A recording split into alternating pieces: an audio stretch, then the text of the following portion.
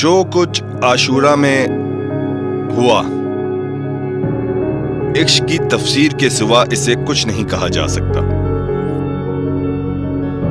یعنی بیٹے اور امام حسین علیہ السلام کی اہل بیت بھائی شہادت کے لیے ایک دوسرے سے مقابلہ بازی کر رہے تھے۔ شہادت در راہ امام کے لیے اصحاب آپس میں مقابلہ بازی کر رہے تھے، جبکہ جانتے تھے کہ شہید کر دیے جائیں گے۔ آپ اس قیام میں صرف اسلامی تہذیب کی خصوصیات کو ہی نہیں دیکھتے، بلکہ تہذیب سے زیادہ اہم ایک حقیقت ولایت اور مومنین کے دلوں میں استقرار ولایت کو اصحاب ابا عبداللہ الحسین علیہ السلام کے چھوٹے سے اجتماع میں دیکھتے ہیں۔ انہوں نے یہ کام نہیں کیا اور وہیں رہ گئے، کیونکہ وہ متقد تھے کہ ہر صورت حسین اور ان کی اہل بیت کے ہمراہ رہیں، اور جب جنگ شروع ہوئی کوئی گواہی نہیں ہے کہ کسی نے میدان سے بھاگنے کی کوشش کی ہو، اور سب جنگ کے آخر تک لڑے ہیں۔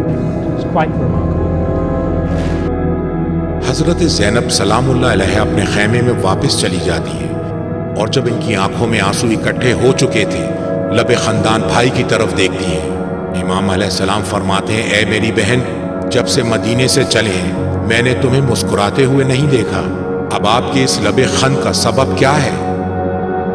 حضرت زینب سلام اللہ علیہ کہتی ہیں، آپ علیہ السلام کے باوفا ساتھیوں کی موجودگی پر خوش ہوں کہ جو بہادری اور پختہ اعتقاد کے ساتھ دین خدا اور حجت حق کی نصرت پر آمادہ ہیں۔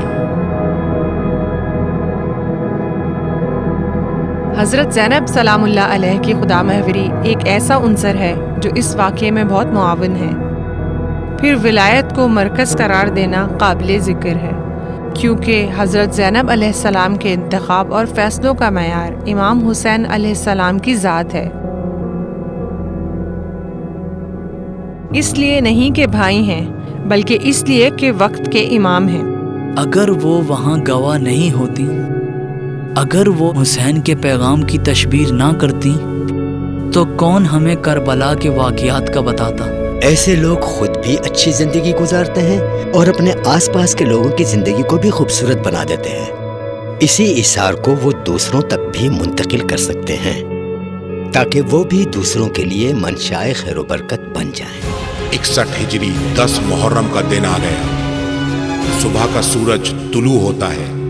ہزاروں فوجیوں کی قطاروں پر مشتمل لشکر کربلا کے صحرا میں دیکھا جا سکتا ہے، جو کہ ایک چھوٹے سے قافلے کے سامنے ترتیب سے کھڑا ہے۔ امام حسین علیہ السلام اپنے اصحاب کے ہمراہ صبح کی نماز ادا کرتے ہیں، پھر اصحاب سے کہتے ہیں کہ کل رات جو خندق کھودی تھی اس میں آگ لگا دیں۔ زہیر ابن قین کو دائیں طرف اور حبیب ابن مظاہر کو لشکر کے بائیں طرف کھڑا کرتے ہیں۔ علم کو اپنے بھائی عباس ابن علی کے ہاتھ میں تھماتے ہیں۔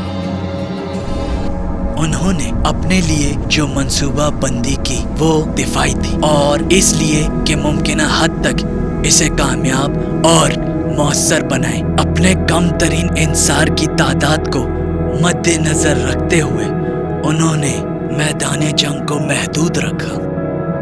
امام علیہ السلام کے گرد و پیش جو حالات رونما ہو رہے تھے وہ ان سے آگاہی رکھتے تھے۔ اسی وجہ سے میدان جنگ کی طرف بڑھنے میں جو انہوں نے جلدی نہ کی، بلکہ وہ اس لمحے میں اپنے دفاع کا ارادہ رکھتے تھے۔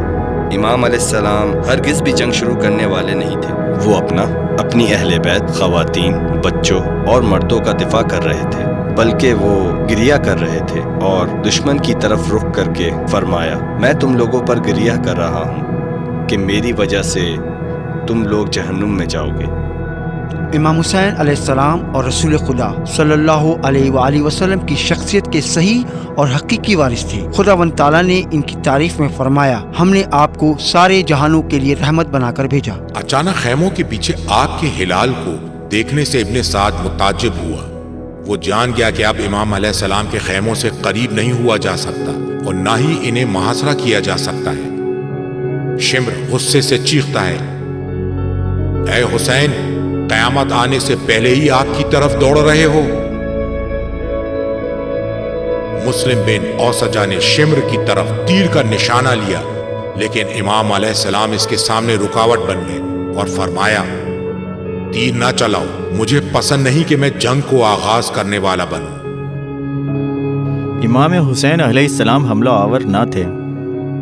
इन्होंने पहले हमला ना किया और जंग की इब्तिदा ना की, बल्कि जब इब्ने ज़ियाद का लश्कर पहुंचा, इमाम अलैहिस्सलाम ने ऐलान किया कि मैं अपने जद्दे बुजुर्गवार हज़रत मोहम्मद मुस्तफ़ा सल्लल्लाहु अलैहि वसल्लम की रिसालत को आगे बढ़ाने वाला हूँ। लोगों का सुन्नत नबवी से मुंह मोड़ लेने के बाद मैं आया हूँ।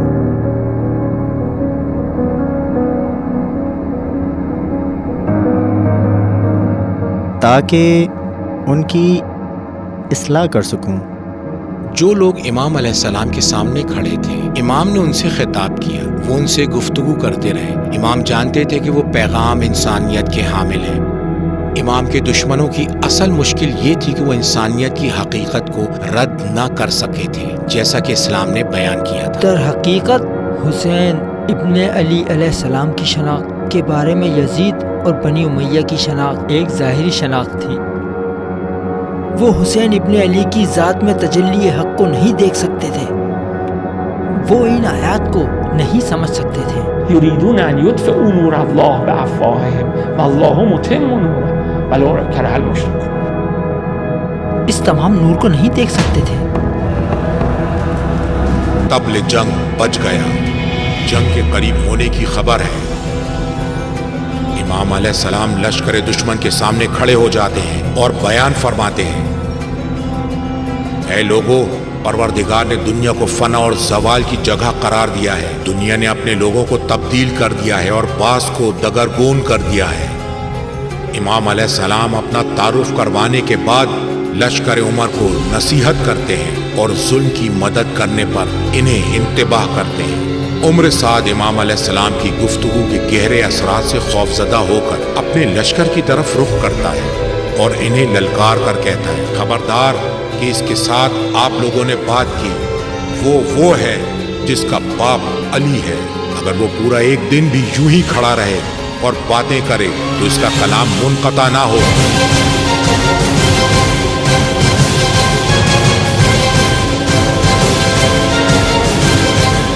इमाम हुसैन अलैहिस्सलाम ने जब दुश्मन के लश्कर से खिताब किया तो उन्होंने बुलंद इंसानी मफाहिम से इस्तिफादा किया। हर इंसान को चाहिए कि अपनी ज़िंदगी में उन मफाहिम को जगह दें, चाहे वो दियानतदार हो या ना हो। अपने सामने वाले से खिताब के दौरान इमाम ने बात करने का अंदाज और कुव्वत गुफ्तार का मुजाहिरा किया ताकि इन्हें समझा सकें कि वो लोग गलती पर हैं और हक जो है वो इनके साथ है।